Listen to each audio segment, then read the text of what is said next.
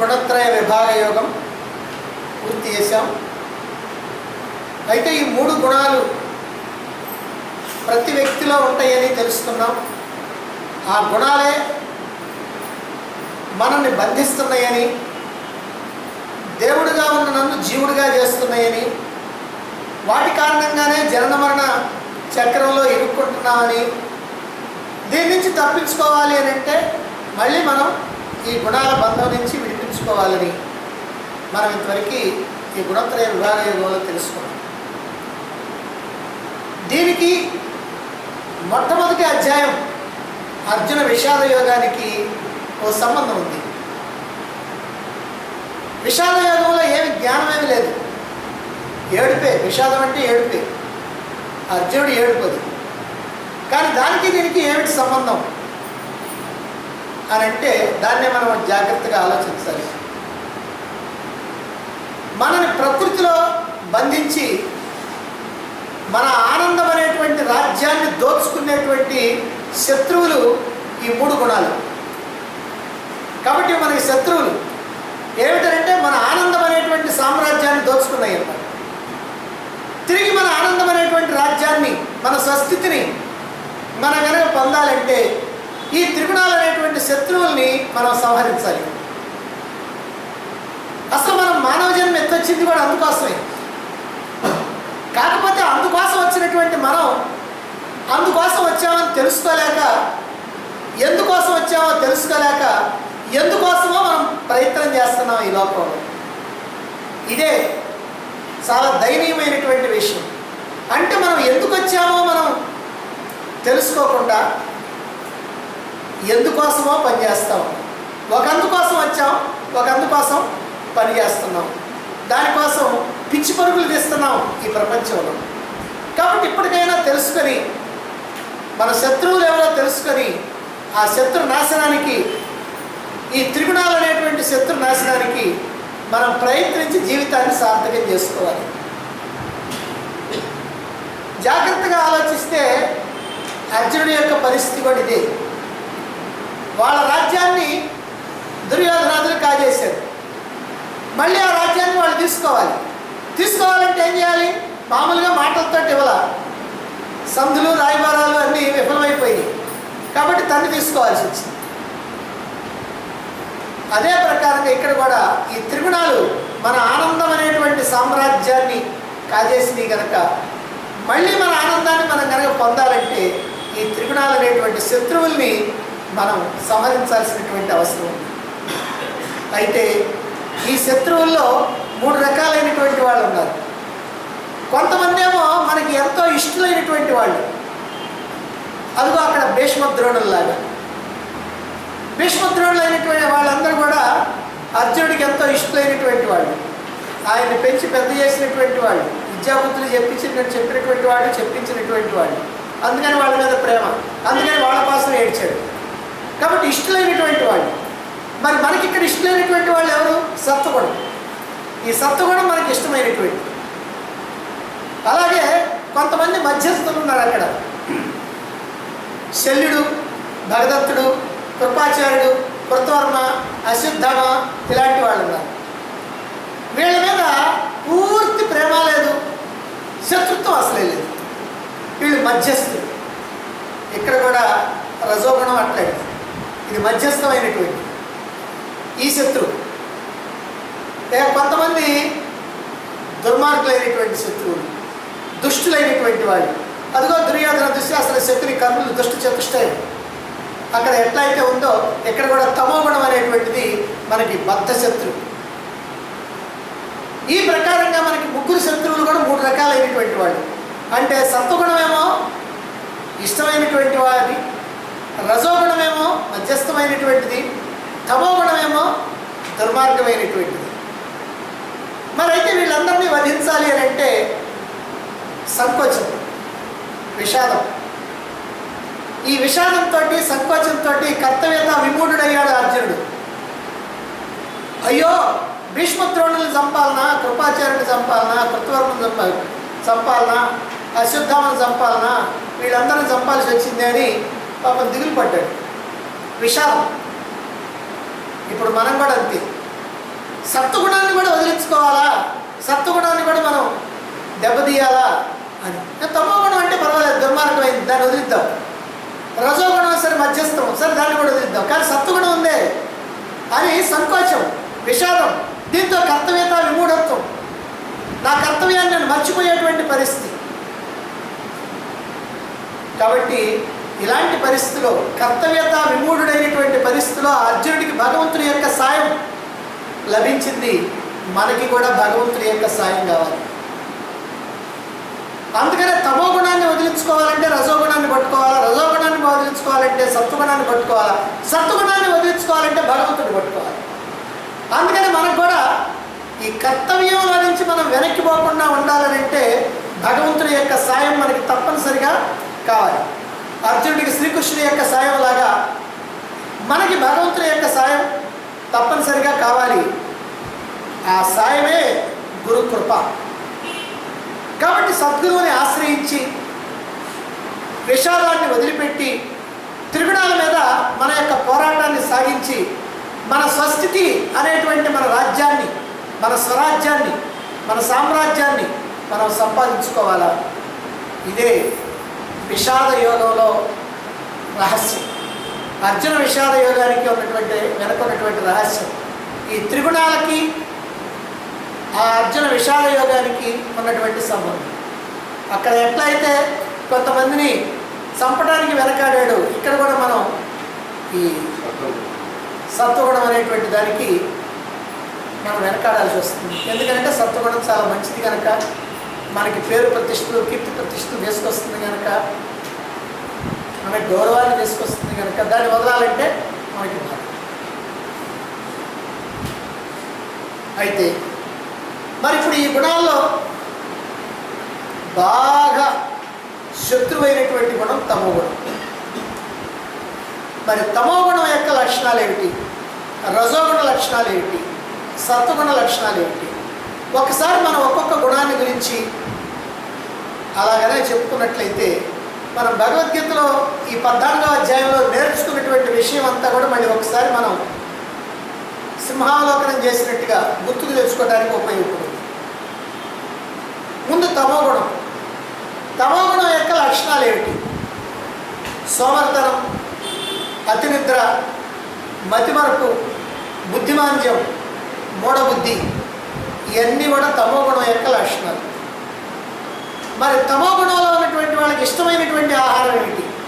సద్దన్నం, ఎంగిలి పదార్థాలు, మాడు చెక్కలు, మైల తిండి, ఇవన్నీ కూడా తమోగుణంలో ఉన్నటువంటి వాళ్ళకి ఇష్టమైనటువంటి పదార్థాలు. ఇక తమోగుణంలో ఉన్నటువంటి వాళ్ళకి ఎటువంటి గతి సంప్రాప్తిస్తుంది? అధోగతి, అంటే నీచ జన్మలు వస్తాయి. జన్మమరణ చక్రంలో బాగా ఇరుక్కుంటారు. బాగా ఇరుక్కుంటారంటే అందరూ ఇరుక్కునేవాళ్ళే, కానీ వీళ్ళు ఏంటంటే ఈ జన్మమరణ చక్రంలో ఇరుక్కొని బయటికి రావటం ఇక తెలియదు, రావాలని కూడా అనుకోరు, రావటమో తెలియదు, అలా ఇరుక్కుపోతారు అన్నమాట. ఇక వాళ్ళ భావాలు ఎలా ఉంటాయి? పుణ్యం లేదు, పురుషార్థం లేదు, పురాణాలు పనికిరావు, పనికిరానటువంటి కథలయ్యి, భక్తి లేదు, జ్ఞానం లేదు, ఏమి పట్టవు, పరలోకం లేదు, ఉన్నదేదో ఇదే ఈ ఇహలోకమే, ఇక్కడ ఏదైనా ఉంటే ఇక్కడ చూసుకోవటమే కానీ పరలోకం అనేటువంటిది ఏమి లేదు, ఇది మాత్రమే నిజం. అలాగే దేవుడు గీవుడు అనేటువంటి ఎన్ని పనిబాట లేనటువంటి వాళ్ళ ఆలోచనలు అనేటువంటి భావాలు ఎవరికైతే ఉంటాయో అదిగో అటువంటి వాళ్ళు తమో గుణంలో ఉంటారు. ఇక ఆచరణ ఎలా ఉంటుంది అని అంటే అస్తవ్యస్తంగా, దుర్మార్గంగా మాట్లాడటం, పనుల్లో ఒడిదుడుకులు, అసమర్థత, మర్యాద అంటూ ఉండదు, కంటకావరం ఎక్కువ, ఎంతటి మోసానికైనా వెనుదీయకుండా ఉంటాడు, తాను పట్టిన కుందేటికి 3 కాళ్ళు అనటం కూడా వాళ్ళకి అలవాటు. అన్ని పనుల్ని వాయిదాలు వేసుకుంటూ పోతూ ఉంటారు. ఇతరులకు ఏమైనా నాకేం పర్వాలేదు, నేను బాగుంటే చాలు అనుకుంటాడు. అంతేకాదు ఇతరులకి అన్యాయం జరిగితే, ఇతరులకు కష్టం కలిగితే సంతోషించేటువంటి స్వభావం కూడా వీళ్ళల్లో ఉంటుంది. ఇతరుల కష్టాల్లో ఉంటే సంతోషిస్తూ ఉంటారు. మాటకు ముందు ఒట్లు పెట్టుకోవటం, శాబ్దీలు చేయటం, శాపనార్థాలు పెట్టడం, పంతం పట్టడం, ఇవి కూడా ఈ తమో గుణంలో ఉన్నటువంటి వాళ్ళ యొక్క లక్షణం. ఇక వాళ్ళ దృష్టి ఎలా ఉంటుంది అని అంటే, కష్టాలు వచ్చినా సరే దైవం వైపుకి తిరగరు. గాలి, ధూళి, దయ్యాలు, భూతాలు, చేతబళ్ళు, మొక్కుబళ్ళు, జంతుబళ్ళు, వీటి వైపు తిరుగుతారు. అలా తిరిగేటువంటి స్వభావం ఎవరికైతే ఉందో వాళ్ళు పూర్తిగా తమో గుణంలో ఉన్నారు. ఇక తపస్సులు శారీరకమైనటువంటి హింసతో కూడినటువంటి రాక్షస తపస్సు. కుంభకర్ణుడు కానీ, భస్మాసురుడు కానీ, వాళ్ళ తపస్సులన్నీ అలాంటి శరీరాన్ని విపరీతంగా కష్టపెట్టడం, కోరినటువంటి కోరికలు కూడా అన్నీ కూడా ఎలాంటి కోరికలు అంటే భయంకరమైనటువంటి కోరికలు. చివరికి వాళ్ళకి పట్టినటువంటి గతే పడుతుంది ఈ తమో గుణంలో పూర్తిగా ఉన్నటువంటి. ఇక విశ్వాసం, శాస్త్రాల మీద కానీ, గురువుల మీద కానీ, పెద్దల మీద కానీ భక్తి, విశ్వాసం, గౌరవం ఏమీ ఉండవు. పైగా తేలిక భావం ఉంటుంది. ఒక్కో సందర్భంలో నిరసన భావం ఉంటుంది. ఆయన ఫలానాయన గొప్పవాడంటే, గొప్పవాడా, ఆయన సరే నాకు తెలిసినట్టు అని అంటాడు. అంటే ఆ నిరసన భావం అనేటువంటిది ఉంటుంది. అంతేకాదు ఎంతటి గురుద్రోహానికైనా సరే వెనకాడినటువంటి మనస్తత్వం కలిగి ఉంటారు. ఇదంతా కూడా తమోగుణ సంపన్నులైనటువంటి వాళ్ళ యొక్క ఆలోచన విధానం. ఇక యజ్ఞదాన తపస్సు. యజ్ఞంలో త్యాగం ఉండదు, అన్నదానం ఉండదు, శాస్త్ర నియమం ఉండదు, మంత్రాలకి ప్రాధాన్యత ఉండదు. ఇక దానం చేసేటప్పుడు దేశకాల పాత్రాదుల్ని పట్టించుకోరు. దేశం అంటే ప్రదేశం, ఇదిగో ఈ దానం అనేటువంటిది ఇక్కడ చేయవచ్చా చేయకూడదా అనేటువంటిది ఆలోచించరు. కాలం, ఈ సమయంలో చేయవచ్చా ఈ సమయంలో చేయకూడదా అనేది లేదు. పాత్రత, వీడు అర్హుడా అర్హుడు కాదా అనేది చూడరు. సాధారణంగా ఏమిటంటే దేశకాల పాత్రలు ఏమంటే దానం చేస్తున్నాం కదా, మనకు పుణ్యం కదా రావాల్సింది. దేశ అంటే ప్రదేశం. సారాయి కొట్టు దగ్గర కనుక దానం చేసామనుకో ఎవరికన్నా ఏం చేస్తాడు వాడు? ఆ డబ్బు తీసుకొని లోపలికి పోతాడు, తాగుతాడు. అందుకని ఎక్కడ దానం చేయాలనో అక్కడ చేయాలి. అదే ఏదైనా హోటల్ దగ్గరనో ఎక్కడ చేసామనుకో పోయి లోపలికి పోయి ఏదైనా 2 ఇడ్లు 3 ఇడ్లు తినొస్తాడు. కనుక ఆ ప్రదేశాన్ని కూడా జాగ్రత్తగా గమనించాలి. అలాగనే కాలం, ఏ కాలంలో ఏ సమయంలో దానం చేయాలి, సమయం కానటువంటి సమయంలో చేయకూడదు. అట్లాగనే పాత్రత, వీడు దీనికి అర్హుడా అర్హుడు కాదా అనేటువంటిది కూడా చూడాలి. అలా చూస్తేనే దానం అనేటువంటిది సరైనది. అంతేకాకుండా ఎవడో ఒకడు విపరీతంగా పీడిస్తున్నాడు, తిట్టుకుంటా తిప్పుకుంటా వాడిని తిడతా కసురుకుంటా దానం చేస్తాడు, అప్పుడు కూడా ఏం ప్రయోజనం. ఇది తమోగుణ లక్షణం కలిగినటువంటి. ఇక తపస్సు ఎప్పుడు కూడా తనకి ఇతరులకి కష్టాలు తెచ్చిపెట్టేది, మొండి పట్టుదలతో చేసేది, శ్రద్ధ భక్తి అనేటువంటివి లేకుండా చేసేది. యజ్ఞం దక్ష యజ్ఞం, తపస్సు భస్మాసుర తపస్సు, దానం ఆవుల్ని చంపి చెప్పులు కొనివ్వటం లాంటివి. కనుక ఈ యజ్ఞదాన తపస్సులు అనేటువంటివి ఇలా ఉంటాయి తమోగుణ సంబంధమైనటువంటి. ఆవును చంపి చెప్పులు దానం ఏంటంటే ఆవు తోలుతోటే చెప్పులు కుట్టేది, అందుకని ఆవును చంపి ఆ చెప్పులు దానం ఇస్తాడు. ఇప్పుడు వాడికి పుణ్యమా పాపమా ఏమిటనేది ఆలోచించాలి. అలాగే నిత్య వ్యవహారంలో సంతోషం, దుఃఖం, భయం, శోకం, అంతులేనటువంటి ఆశ, పగటి కళ్ళ గంటం, ఇవన్నీ కూడా ఈ తమోగుణ లక్షణాలు ఉన్నటువంటి వాడికి ఇవే ఇలా ఉంటాయి. అట్లాగే రజోగుణాలు, రజోగుణం బాగా ఉన్నటువంటి వాళ్ళు ఎలా ఉంటారు? కోరికలు, ఆశలు, కోపం, లోభం, తెగన ఆకలి, తీరని దప్పిక. తమోగుణమేమో చేదు విషయం, రజోగుణమేమో తీయటి విషయం. ఈ రెంటికి అదే తేడా, 2 విషయమే. అదేమో చేదు విషయం, ఇదేమో తీయటి విషయం.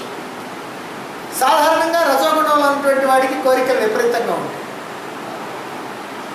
ఇక కోరికలు అనేటువంటి వాటిని కంట్రోల్ చేయడానికి వీల్లేదు, నిరంతరం అలా వచ్చేస్తూనే ఉంటాయి, తీరుతూ ఉంటే పెరుగుతూ ఉంటాయి. ఒకవేళ తీరకపోతే కోపం వస్తుంది, అందుకనే కోరికలు, కోపం, లోభం. తీరితే లోభం, ఇది నాకే ఉండాలి అనేటువంటి భావం. అది కావాలి అంటే కోరిక, ఆ కావాలనుకున్నది చిక్కకపోతే కోపం, చిక్కితే లోభం, ఇది నాకే ఉండాలి అనే లోభం. అంతేకాదు కామ, క్రోధ, లోభ, మోహ, మద, మాత్సర్య అనేటువంటి అరిషడ్ వర్గాలు ఉన్నాయి. ఇవి కూడా వాళ్ళల్లో బాగా తీవ్రంగానే ఉన్నాయి. ఇప్పుడు మనం కోరిక చెప్పుకున్నాం, కామం, క్రోధం చెప్పుకున్నాం, లోభం చెప్పుకున్నాం, మోహం. మోహం ఏమిటంటే మనకి ఏదైతే లభించిందో దీంతో నేను సుఖపడతానని అనుకోవటం.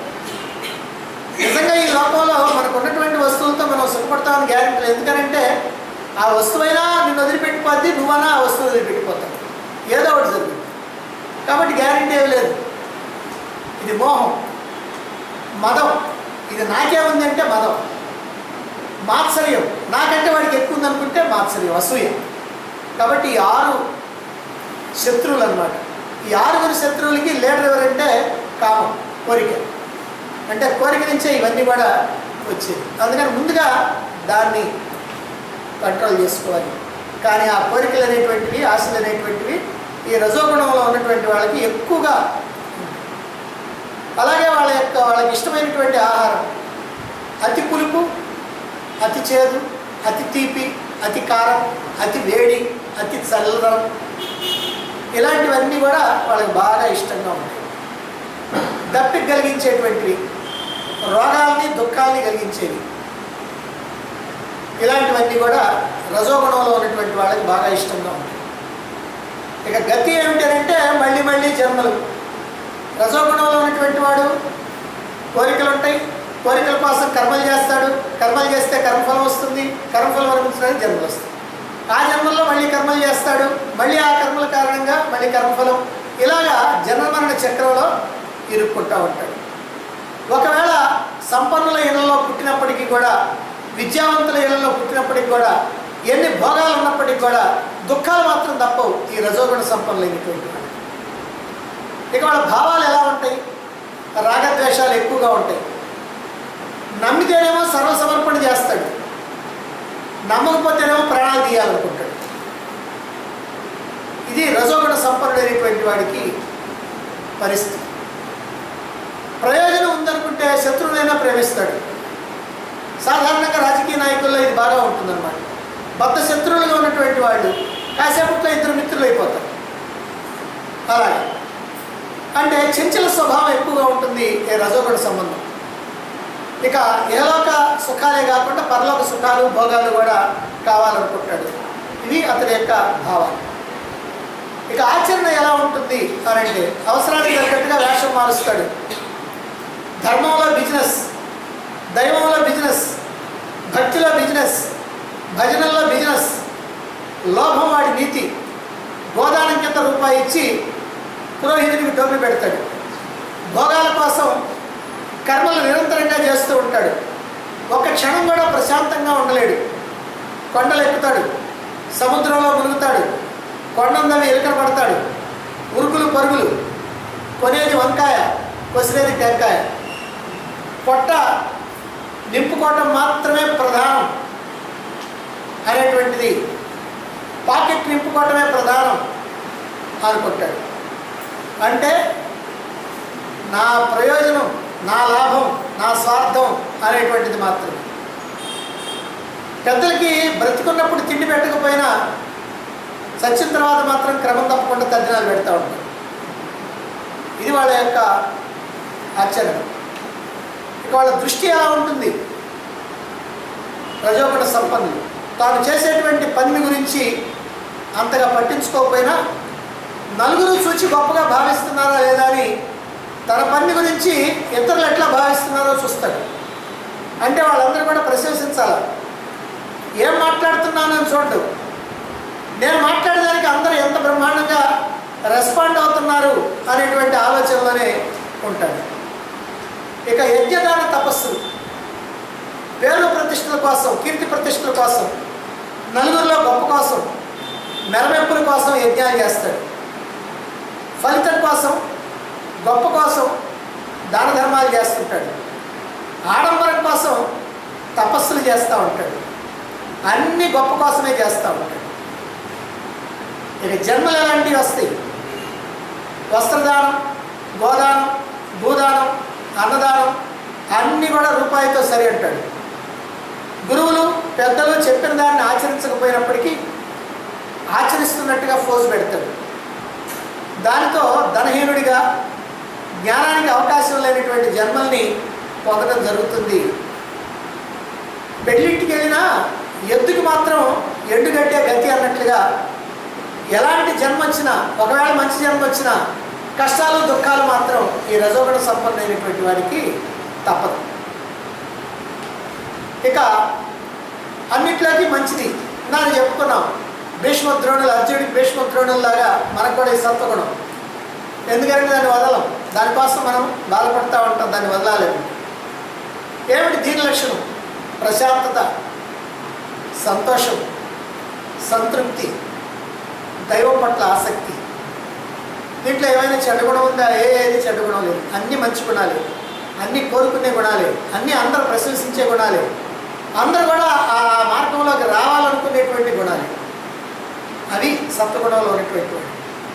ఇక ఇష్టమైనటువంటి ఆహారం జిడ్డుతో కూడుకున్నటువంటివి, అంటే నూనె, నెయ్యి అలాంటి పదార్థాలతో కూడినటువంటివి, చెడకుండా ఉండేవి, రసవంతమైనటువంటివి, ఇంపుగా ఉండేటువంటివి, ఆయుష్ని పెంచేవి, పుష్టిగా బలాన్ని, ఆరోగ్యాన్ని, సుఖాన్ని, ప్రీతిని కలిగించేటువంటివి బాగా ఇష్టంగా ఉంటాయి సత్వగుణ సంపన్నులైనటువంటి. ఇక గతి, ఎటువంటి గతి? జ్ఞానాసక్తులుగా జ్ఞానుల ఇళ్లలో జన్మిస్తారు, ప్రశాంత జీవనం గడుపుతారు, మోక్షం కొరకు ప్రయత్నిస్తుంటారు. దుఃఖాలు కష్టాలు వచ్చినప్పటికీ కూడా భగవంతుడిని విడిచిపెట్టారు, భగవంతుడి యందు భక్తిని కలిగి ఉంటారు. అంతేకాదు భగవంతుడి యొక్క ఆశ్రయంలో ఎంత కష్టమైనా దుఃఖమైనా వాటన్నింటినీ కూడా సంతోషంతో అనుభవిస్తూ ఉంటారు. ఇక వాళ్ళ భావాలు ఎలా ఉంటాయి? సత్వగుణ సంపన్నుడైనటువంటి వాడిలో సూక్ష్మ అహంకారం ఉంటుంది. అదేమిటంటే సూక్ష్మ అహంకారం? అహంకారంలో కూడా రెండు రకాలు ఉన్నాయి. స్థూల అహంకారం, సూక్ష్మ అహంకారం. ఆ సూక్ష్మ అహంకారం నేను పండితుడిని, నేను గొప్ప భక్తుడిని, నేను జ్ఞానిని, నేను సాత్వికుడిని అని అనుకుంటా ఉంటాడు. అదే సూక్ష్మ అహంకారం. అంటే నేను నిరహంకారిని అనే అహంకారం ఉంటుంది, నేను నిగర్విని అనే గర్వం ఉంటుంది, నేను నిరభిమాని అనేటువంటి అభిమానం ఉంటుంది. మాటలతో వద్దు వద్దు అంటూనే పొగడ్తల్ని, పూలదండల్ని, సన్మానాలని స్వీకరిస్తూ ఉంటాడు సత్వగుణ సంపన్నుడు. ఇక ఆచరణ ఎలా ఉంటుంది? కొద్దిగా తింటారు, ఎక్కువగా పనిచేస్తారు. అదేంటండి అని అంటే, మనకి నోరు ఒకటే కదా ఇచ్చింది, చేతులు రెండు కదా. ఒక్క నోరు ఇచ్చింది దేనికంటే కొద్దిగా తినమని, రెండు చేతులు ఇచ్చింది ఎందుకంటే ఎక్కువగా చేయమని అని కూడా చెప్తారు. అలాగే కొద్దిగానే మాట్లాడతాడు. సాధారణంగా మనం చూస్తూ ఉంటాం, కొంతమంది చాటర్ బాక్స్ మాట్లాడిందే మాట్లాడుతుంటారు, ఎవరు కనపడితే వాళ్ళతో అదే విషయం మాట్లాడుతుంటారు. ఒక్కోళ్ళతో 4-5 సార్లు మాట్లాడతారు. అవతలోడు చెబుతాడు, ఏమో ఇందా చెప్పావు కదా, నేను చెప్పావు కదా అని. చెప్పానా, నేను మర్చిపోయానంటే. ఎందుకంటే వాడు ఎవరికి చెప్పింది వాడికి తెలియదు. అలాగే చాటర్ బాక్స్ లాగా మాట్లాడతాడు. కానీ సత్వగుణ సంపన్నుడు ఎట్లా కాదు, అవసరమైనంత వరకే మాట్లాడతాడు, లేకపోతే మాట్లాడు. అలానే ఎక్కువగా ఆలోచిస్తాడు, అంటే బుద్ధికి బాగా పని చెప్తూ ఉంటాడు. మనకు ఆవు సాత్విక జంతువు కదా, అందుకనే గడ్డి తిని పాలిస్తుంది. తక్కువ మాట్లాడి ఎక్కువ ఆలోచిస్తాడు అని అంటే అదిగో ఆవులాగే. అలాగే సాత్వికుడు తక్కువగా తింటాడు, ఎక్కువగా ఆలోచిస్తాడు. బ్రతకడానికి తింటాడు కానీ తినటానికి బ్రతకడు. ఇక దృష్టి ఎలా ఉంటుంది? ఎల్లప్పుడూ కూడా భగవంతుడి మీద దృష్టి, జ్ఞానం మీద దృష్టి, భక్తి మీద దృష్టి, శాస్త్రం మీద దృష్టి. అలాగే పెద్దల పట్ల గౌరవంగా ఉండాలని, మహాత్ముల్ని గౌరవించాలని, గురువుల్ని గౌరవించాలని, ఇలా రకరకాలుగా వాళ్ళకి ఈ మంచి లక్షణం అనేటువంటిదే ఉంటుంది. అంటే శ్రద్ధ, భక్తి అనేటువంటి ఉంటుంది. అలాగే శ్రవణ, మనన, నిధిధ్యాసనలు, సాధనలు చేయటం, వీటన్నిటి మీద కూడా బాగా దృష్టి ఉంటుంది సత్వగుణ సంపన్నుడైనటువంటి. ఇక యజ్ఞదాన తపస్సులు ఎలా ఉంటాయి?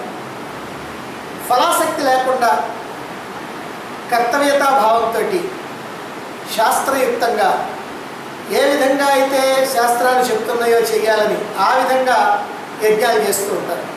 అందుకని వాళ్ళ యజ్ఞాలని సాత్విక యజ్ఞాలు అంటారు. అర్హత కలిగినటువంటి వారికి, భక్తులైనటువంటి వారికి, జ్ఞానులకి, మహాత్ములకి, అవసరమైనటువంటి వారికి అడగకుండానే దానం చేస్తూ ఉంటారు. కుడి చేతితో చేసినటువంటి దానం ఎడమ చేతికి కూడా తెలియకుండా ఉండాలి అనేటువంటి భావనతో చేస్తూ ఉంటారు. అంటే చేసినటువంటి దాన్ని 10 మందికి చెప్పుకోవాలని ఉండదు. అలా చేసేది తక్కువ, చెప్పుకునేది ఎక్కువ. రజోగుణ సంపన్నులు. సత్వగుణ సంపన్నులు అలా కాదు, చేసేదేదో చేస్తూ ఉంటారు. వాళ్ళకి ప్రచారం కోసం ప్రయత్నించరు. మన గురించి ఎంతమంది ఏమనుకుంటున్నారు, పేపర్లో మన గురించి ఏమొస్తుంది, ఇలా ఊళ్ళో ఎంతమంది మనం ఏమనుకుంటున్నారు, ఇలా ఆలోచించరు. వాళ్ళు చేయదలుచుకుంటే ఏదో చేస్తూ ఉంటారు మౌనంగా. ఇక తపస్సులు శారీరక తపస్సు, వాచిక తపస్సు, మానసిక తపస్సు అనేటువంటి 3 తపస్సులు చేస్తారు. ఇక వీళ్ళ యొక్క స్వభావం ఎక్కువగా సుఖానికి పొంగరు, దుఃఖానికి పొంగరు. ఎండలాగా ఎండి ఇతరులకి వెలుగునిస్తూ ఉంటారు. కొవ్వెత్తిలాగా కరుగుతూ ఇతరులకి వెలుగునిస్తూ ఉంటారు. నీరసంగా ఉన్నప్పటికీ ఇతరులకి నీరసాన్ని పంచరు, వాళ్ళకి ప్రోత్సాహాన్ని ఇస్తూ ఉంటారు. ఇతరుల యొక్క మాన మర్యాదలను రక్షించడానికే ప్రయత్నం చేస్తుంటారు. వెన్నలాంటి హృదయం, తేనెలకే పలుకులు, వెన్నెల వంటి చల్లని చూపు, ముఖంలో తేజస్సు, బుద్ధిలో ఓజస్సు, ఇవన్నీ కూడా సత్వగుణ సంపన్నులైనటువంటి వారి యొక్క సహజమైనటువంటి లక్షణం. ఈ ప్రకారంగా మనం ఈ సత్వరజస్ తమో గుణాలు అనేటువంటి 3 గుణాలు, ఈ 3 గుణాల యొక్క ప్రభావం, ఆ గుణాలు ఎవరిలో అయితే ఉన్నాయో వాళ్ళు నడిచేటువంటి తీరు, ఇదంతా కూడా భగవద్గీతలో 14వ అధ్యాయంలో గుణత్రయ విభాగ యోగంలో మనం చెప్పుకున్నటువంటి విషయాలన్నీ సంక్షిప్తం చేసి ఒక చోటికి చేరిస్తే ఈ విధంగా చెప్పుకోవాల్సినటువంటి పరిస్థితి వస్తుంది. ఇంకా మనం బాగా గుర్తుపెట్టుకోవడానికి 3 గుణాలని ఒకసారి కనుక పోల్చి చెప్పుకుందాం. సత్వగుణం సుగుణం, రజోగుణం మధ్యస్థం, తమోగుణం దుర్గుణం. ఇక సత్వగుణం బంగారు సంఖ్యలు, రజోగుణం వెండి సంఖ్యలు, తమోగుణం ఇనప సంఖ్యలు. అంటే 3 బంధించేయి. బంగారంగా దాంతోనే హాయిగా ఆహాహా ఊహారనుకో, అది సంఖ్యలు బంధించేది. అంటే సత్వగుణంలో ఉన్నటువంటి వాడు ఏ క్లాస్ ఖైదీ, వాడు ఖైదీయే. కాకపోతే ఏంటంటే వాడిని కాస్త గౌరవంగా చూడటం, వాడికి ఏదో ఫ్యాన్ అని, లైట్ అని, మరి మంచం అని, పరుపు అని అవన్నీ ఇస్తూ ఉంటారు, ఏ క్లాస్. అట్లా రజోగుణంలో ఉన్నటువంటి వాడు బి క్లాస్ ఖైదీ, తమో గుణంలో ఉన్నటువంటి వాడు సి క్లాస్ ఖైదీ. కంపులు కొట్టేటువంటి గదుల్లో 10 మందినో 20 మందినో నెడతారు. ఇక సత్వగుణం శాంతావస్థ, రజోగుణం ఘోరావస్థ, తమోగుణం మూఢావస్థ. మూఢావస్థ అంటే బుద్ధిహీనత అన్నమాట. సత్వగుణం జీవితాన్ని సదుపయోగం చేస్తుంది. సత్వగుణంలో ఉన్నందువల్ల నష్టమే లేదు, జీవితాన్ని చక్కగా ఉపయోగపడేట్టుగా చేసుకుంటుంది. రజోగుణం దురుపయోగం చేస్తుంది, తమోగుణం నిరుపయోగం చేస్తుంది. దురుపయోగానికి నిరుపయోగానికి ఏమిటంటే, దురుపయోగం అంటే చెడు వైపు తిరిగి, నిరుపయోగం అంటే ఎందుకు పనికి రాకుండా పోవడం. చెడు వైపు తిరిగినాడు ఎప్పుడైనా మంచి వైపు తిరుగుతాడు. ఈ నిరుపయోగం ఉన్నటువంటి వాడు ఎందుకు పనికి రాకుండా పోతాడు. అట్లనే సత్వగుణ సంపన్నుడైనటువంటి వాడు నరుల్లో ఉత్తముడు, రజోగుణ సంపన్నుడు నరవానరుడు, అంటే నరుల్లో కోతి. కోతితో ఎందుకు పోల్చారనంటే ప్రశాంతంగా ఒక చోట కూర్చోడు, పరుగులు తీయటం. అలాగే తమోగుణం ఉన్నటువంటి వాడు నరసూకరం. సూకరం అంటే పంది, అంటే పందితో సమానం అన్నమాట. మనకు ఉదాహరణగా కూడా సత్వగుణ సంపన్నుడైనటువంటి వాడు రామాయణంలో విభీషణుడు ఉన్నాడు. రజోగుణ సంపన్నుడు రావణాసురుడు, తమోగుణ సంపన్నుడు కుంభకర్ణుడు, ఎప్పుడు నిద్రే. సత్వగుణంలో ఉన్నటువంటి వాళ్ళు దేవతలను పూజిస్తారు, రజోగుణంలో ఉన్నటువంటి వారు యక్షరాక్షసులను పూజిస్తారు, తమోగుణంలో ఉన్నటువంటి వాళ్ళు భూత ప్రతి పిశాచాలను పూజిస్తూ ఉంటారు. ఇది మనకి 17వ అధ్యాయంలో వస్తుంది. దానికి అసలైనటువంటి అర్థం కూడా మనం అక్కడ చెప్పుకోగలం. ఎందుకంటే దేవతలు పూజిస్తారంటే బాగానే ఉంది, కానీ యక్షరాక్షసులు పూజిస్తారంటే ఇప్పుడు మనలో రజోగుణంలో ఉన్నటువంటి వాళ్ళే చాలామంది రజోగుణంలోనే ఉంటారు. యక్షరాక్షసులు ఏమైనా పూజిస్తున్నారా? పూజించరు. కానీ దానికి వేరే అర్థం ఉంది. అదేమిటో మనం చెప్తాం. అట్లనే భూత ప్రేత పిశాచాలను పూజిస్తారనంటే దానికి సంబంధించినటువంటి వాళ్ళు ఎవరో చేస్తారు, కానీ మిగిలిన తమోగుణంలో ఉన్న వాళ్ళు అందరూ కూడా అదే ఆ పూజలు చేయరు. ఇక సత్వగుణంలో ఉన్నటువంటి వాళ్ళు ఫలాసక్తి లేకుండా కర్మలు చేస్తారు. రజోగుణంలో ఉన్నటువంటి వాళ్ళు ఫలాసక్తితో కర్మలు చేస్తారు. తమో గుణంలో ఉన్నటువంటి వాళ్ళు శత్రునాశనానికి కర్మలు చేస్తుంటారు, లేదా అసలు కర్మలు చేయకుండా ఉంటారు. సత్వగుణంలో ఉన్నటువంటి వాళ్ళకి ఉత్తమ జన్మ వస్తుంది. రజోగుణంలో ఉన్నటువంటి వాడికి మధ్యమ జన్మ వస్తుంది. తమో గుణంలో ఉన్నటువంటి వాడికి నీచ జన్మ వస్తుంది, అధమ జన్మ వస్తుంది. సత్వగుణంలో ఉన్నటువంటి వాడు మరణానంతరం ఊర్ధ్వలోకాలకు వెళ్తాడు. రజోగుణంలో ఉన్నటువంటి వాడు మధ్యలోకాలకు వెళ్తాడు. తమో గుణంలో ఉన్నటువంటి వాడు అధోలోకాలకు వెళ్తాడు. సత్వగుణంలో ఉన్నటువంటి వాడు ప్రశాంతంగా ఉంటాడు. రజోగుణంలో ఉన్నటువంటి వాడు అంతా హడావుడిగా అశాంతిగా ఉంటాడు. తమో గుణంలో ఉన్నటువంటి వాడు మూఢులుగా, బుద్ధిహీనులుగా, అయోమయంలో ఉంటాడు. సత్వగుణంలో ఉన్నటువంటి వాడికి జ్ఞానాసక్తి ఎక్కువ. రజోగుణంలో ఉన్నటువంటి వాడికి భోగాసక్తి ఎక్కువ. తమో గుణంలో ఉన్నటువంటి వాడికి అంతా అయోమయ స్థితి, ఏ ఆసక్తి ఉండదు. ఈ ప్రకారంగా సత్వరజస్ తమో గుణాల్లో ఉండేటువంటి వాళ్ళ యొక్క లక్షణాలు మనం కనుక తెలుసుకున్నట్లయితే ఒకసారి జాగ్రత్తగా మనలో ఏ రకమైనటువంటి లక్షణాలు ఉన్నాయో చూసుకొని ఇందులో మనం సత్వగుణంలో ఉన్నామా, రజోగుణంలో ఉన్నామా, తమో గుణంలో ఉన్నామా అని తెలుసుకున్నట్లయితే ఆ గుణాన్ని మనం మార్చుకొని పై గుణాన్ని అంటే తమో గుణంలో ఉన్నట్లు ఉన్నామనుకుంటే రజోగుణంలోకి, రజోగుణంలో ఉన్నటువంటి సత్వగుణంలోకి, సత్వగుణంలో ఉన్నామనుకుంటే సత్వాన్ని కూడా దాటి శుద్ధ సత్వంలోకి పోవటానికి మనం ప్రయత్నం చేసి ఏ గుణాల చేత అయితే ఈ దేహంలో మనం బంధించబడ్డామో, ఈ జన్మరణ చక్రంలో ఇరుక్కున్నామో ఆ గుణాలను వదిలించుకొని మనం స్వేచ్ఛగా మన స్వస్థితిలో మనం ఉండటానికి ప్రయత్నం చేయాలా. ఇందుకోసమే ఈ 14వ అధ్యాయం ఈ గుణత్రయ విభాగ యోగం చెప్పబడింది.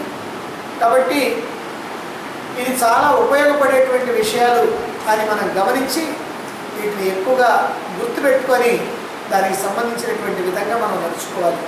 అలా నడుచుకుంటారని ఆశిస్తూ మనం 14వ అధ్యాయాన్ని ముగించినప్పటికీ కూడా ఒక్కసారి ఎట్ ఏ గ్లాన్స్ చెప్పుకుంటే బాగుంటుందనే ఉద్దేశంతో